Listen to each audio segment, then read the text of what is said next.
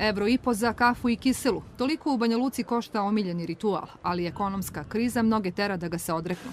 Prosječna plata od 419 € nije dovoljna ni za pola potrošačke korpe. Dok se plate režije, dok, ne znam, izdaci, odriči se čovjek dosta toga.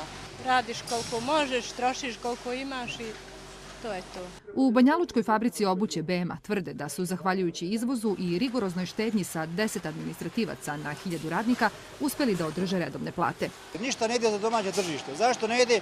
Zato što je BiH napravila da je carina na đon 15%, na kožu 15%, a u svijetu je 3%. I mi smo nekonkurentni automatski s time. Na pola puta do Banja Luke nadu donosi Bijeljina, koja se ubrzano razvija i beleži stalan porast broja stanovnika. Južnije i u Republici Srpskoj sve je teže. Posla nema, pa mladi napuštaju Hercegovinu. U Trebinju je mnogima evro, mnogo za kilogram spanaća.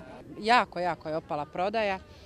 Mislim da je dostiglo to vrhunac besparice, bez posla. Ipak je veliki broj ostao bez posla. Mnogo je značilo kad je radio Novoteks, kad je radila fabrika.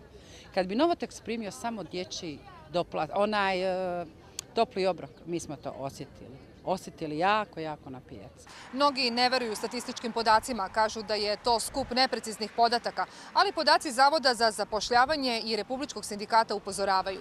Za poslednjih godinu dana oko 25.000 ljudi dobilo je posao, ali njih skoro dvostruko više istovremeno i otkaz. Rukovodstvo Republike Srpske veruje da će strane investicije u energetici i građevinarstvu u naredne 2 do 3 godine popraviti situaciju i uposliti ljude. Naš cilj je da zadržimo ekonomiju na ovom nivou i da ne padne još više, odnosno da ne padne ispod neke negativne preznake da dobije i da sačekamo jedno stabilnije vrijeme koje ne zavisi samo od nas, nego i od stabilizacije ukupnih prilika u regionu i da to zajedno s njima da krenemo, računamo daleko povoljnijim uslovima, ali nismo doživjeli dno. I dok neki penzioneri prime 100 € mesečno, na udaru kritike su plate u državnoj upravi.